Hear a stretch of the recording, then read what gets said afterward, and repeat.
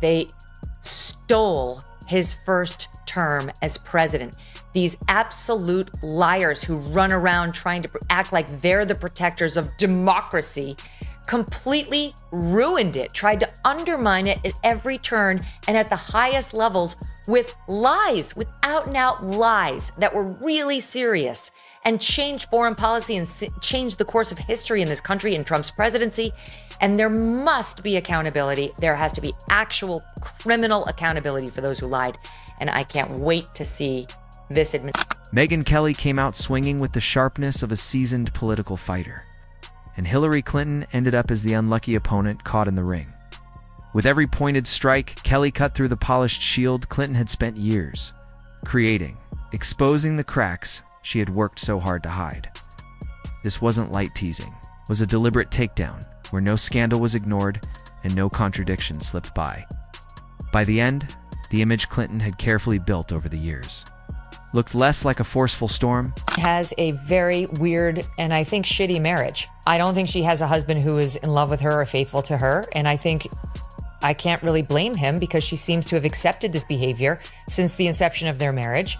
And so past this prologue, you're going to get what you tolerate. You know, what you permit, you promote. She spent all of her daughter's upbringing away, at work, at the law firm, in the White House, running for office.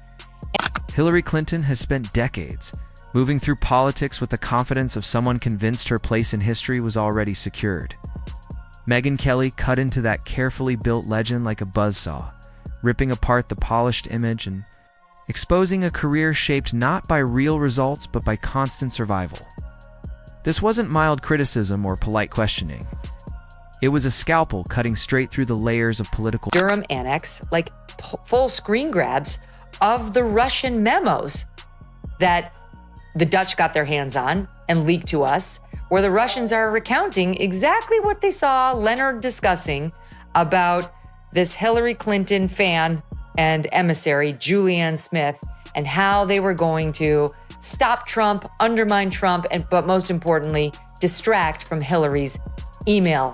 If you're enjoying this video, don't forget to subscribe to the channel and hit the bell icon. Kelly went straight for the core of Hillary's image, the role of the seasoned stateswoman. To her, this wasn't genuine wisdom, but simply the skill of surviving storms by leaning on influence and connections powerful enough to shield her from consequences that would crush lesser players. Hillary's long career in public life wasn't proof of rare talent. Kelly argued it was proof of how far. Back to Hillary, you know, the whole, she has a hat she's tweeted herself out wearing, but her emails. She's tried to turn it into this ridiculous joke, like, oh, but the moon landing, like you nutcases who are still railing about this made up scandal, this thing that, you know, you've used to try to unfairly tar me. She did need to distract from that email scandal, which was around her neck like an albatross. Trust me, we were covering it every night on the Kelly File at Fox News. She had clearly violated the law with that homebrew server that had been accessed by foreign agents. She compromised national intelligence information. She did things she would never have. Then Kelly went after the sense of entitlement. Hillary's political presence has always carried a quiet attitude of you owe me. Every campaign, every speech, every carefully staged appearance projected the idea that she was the inevitable choice, the steady hand, the only adult in the room. Kelly ripped that story apart, reminding everyone that inevitability is just arrogance dressed in a suit. Trust isn't earned by assuming it's yours, it's earned by proving you can deliver.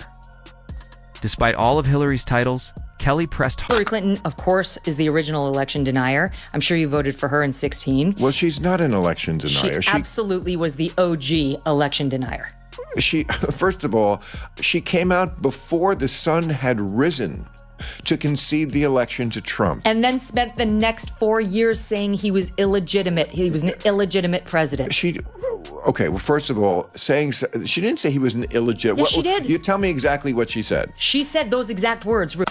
Kelly had no patience for the claim that Hillary's career was built on tireless public service. Instead, she described it as a masterclass in self-service, steady and calculated climb up the political ladder, no matter how many scandals tried to drag her down. Whitewater, Benghazi, the private server each one could have been politically fatal. Yet Hillary survived them all. Not by facing the fallout head-on, but by moving quickly to the next opportunity before the dust had even settled. Kelly that leaves me back to Schellenberger here. This is page 4 of his report. He says, he writes as follows: the Russian reports, again, that the Dutch spied on, that we got our hands on, also claimed, and listen to this, I mean, you probably already know this stuff, Glenn, but claimed that Attorney General Loretta Lynch, okay, this is back in 2016, people, remember, Obama's president, Loretta Lynch is his Attorney General, and her DOJ/FBI are investigating the Hillary Clinton email scandal. And also now we learn simultaneously working with the Hillary Clinton campaign to bury that scandal in favor of calling Trump a Russian agent. She didn't hold back on the hypocrisy either. Hillary's public image leaned on being the voice of the underdog, the working class, and the marginalized. Yet her donor lists and closest allies looked more like a global power summit, packed with Wall Street executives, foreign leaders with shady records, and elite backers who wouldn't notice the average American unless they were serving appetizers at a fundraiser. Kelly hammered that point until it was impossible to ignore you. Can't claim to be the people's champion while cashing checks from the very system that keeps those same people. I mean, she conceded the election. Whether you're interpreting her disappointment at losing it as the same thing as Trump not conceding it, I don't know that's where you're getting it from. But again, it's a tremendous false equivalency. You could ask Hillary Clinton right now who won that election. She will tell you Donald Trump won the election. Now she knows she has to, because the 2016 campaign was an open wound Kelly had no hesitation pressing. She tore apart the arrogance of a campaign that felt more like a coronation tour, built on the assumption that public support was already locked in. Hillary didn't run on inspiring people. She ran on convincing them there was no alternative. Kelly also shredded the excuse-filled aftermath, a long list of reasons for her loss that never included the most obvious one: she was simply the wrong candidate for the moment, out of touch with the very voters she believed she had secured. And Kelly didn't stop at political missteps. She went straight for the Clinton Foundation like it was the weakest spot. Few dared to challenge the lofty promises of transparency and integrity. All while the organization blurred the line between charity and political influence until no one could tell where one ended and the other began. Kelly didn't hold back. She called it what it looked like: an access machine disguised as charity. Lock her up was right and righteous. And Trump actually should have gone after her when he took office back in 17, January of 17. The only reason it appears that the FBI didn't go after her is because the fix was in. And Loretta Lynch was really clear she wasn't going to do that to Hillary and was telling the Hillary campaign. Hillary's constant reinventions were also ripped apart. Every few years, she returned with a new tone, a new wardrobe, and a slightly altered persona meant to look fresh. But Kelly sliced through those costume changes with precision, pointing out that it was always the same playbook, the same talking points, the same carefully timed pauses and speeches, meant to look human. Authenticity, Kelly reminded her audience, isn't something you can schedule between donor lunches. Then came the media's role. Kelly blasted how much of the press spent years softening Hillary's image, either downplaying controversies or framing them as exaggerated attacks. The problem, Kelly argued, is that this doesn't protect democracy. It shields a politician from the very scrutiny that should always be required. When the media acts like a PR team, the public stops getting facts and starts swallowing propaganda. Behind the polished speeches and polished delivery is a steady stream of platitudes. Lines written to sound meaningful without ever committing to anything bold or transformative. Kelly should be in jail. Literally, Hillary Clinton should be behind bars. And so should the people who worked for her who did this. This is so blatantly corrupt. She wanted to distract from her email scandal. She cooked up a plan to accuse Trump of being a Russian agent in order to... And while Hillary has mastered the art of presenting herself as a tireless advocate for women, Kelly wasn't convinced. Real advocacy means putting the cause above yourself. But Kelly argued that Hillary's version blurred the two so tightly they couldn't be separated. Support her, and you're supporting the cause. Criticize her, and you're attacking the cause. It's a political shield disguised as moral authority. Kelly then turned to her post-White House career, the lucrative speaking tours, the high-profile media projects, the non-stop public appearances that kept her visible without the weight of office. To Kelly, it looked like the pattern of a relentless self-preservationist. It's a master of appearances and a career politician whose greatest accomplishment.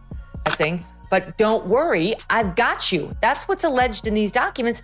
And Hillary has been acting like she's the one who's been wronged. This is all a made-up scandal. And the evil Trump, who said she ought to be behind bars, is so out of line. Meanwhile, Trump didn't do it. Everybody knows Trump didn't go after her criminally with his DOJ when he took office. And yet, as soon as he was out of office, they did it to him. Hillary's repeated image makeovers have started to feel like a comedy routine of their own. Non-stop carousel of staged coffee shop visits, forced laughter moments, and appearances that look more rehearsed than a Broadway play. Each cycle is just another rebranding attempt. One year, she's the friendly grandmother baking cookies and sharing family stories. The next, she's the fearless world leader on a debate stage, as if auditioning for the role of commander-in-chief in a political drama. And through it all, the real consistency isn't in her message, but in how scripted it feels. She doesn't just deliver talking points. She builds emotional cues into her performance, as if someone off camera were holding up signs that say smile, or relatable like it's a sitcom taping. For decades, she's dangled the promise that with the right platform, she finally explain it all, and the world will understand. And every time that moment comes, it turns into another round of vague answers. Scandal about Trump being a Russian asset. And they banked on the intel agencies working with her to perpetuate this lie, and it appears they were only too happy to assist. That's what this scandal's about. Pieces of it we knew. New pieces are coming in by the day thanks to these declassifications. And it's downright shocking. Do not believe that there's no there there. The people who are saying that are wrong. Megyn drove that point home by breaking down Hillary's habit of casting herself as the eternal victim of misinterpretation or political smear campaigns. Even when controversies were the result of her own choices, it was as if Hillary's political forecast always predicted dark clouds of misunderstanding caused entirely by others. She perfected the art of turning personal accountability into a group project, spreading the blame so wide it lost all shape. The critiques cut even deeper when Megyn turned to Hillary's brand of feminism, which seemed less about lifting women up as a whole and more about protecting Hillary's own image. It was equality used as a weapon, every criticism repackaged as sexism, even when aimed at her clear actions or policies. The underlying message wasn't just that she could win, that she was destined to win, as if the presidency was already written into her story. And women, the guys in uniform, the guys who liberated the world. Such a great reminder of the best America has to offer and the responsibility we all share in securing our nation's future. Unfortunately, this being political season, not everyone took the high road. Take a look at this tweet from Hillary Clinton. 80 years ago today, thousands of brave Americans fought to protect democracy on the shores of Normandy.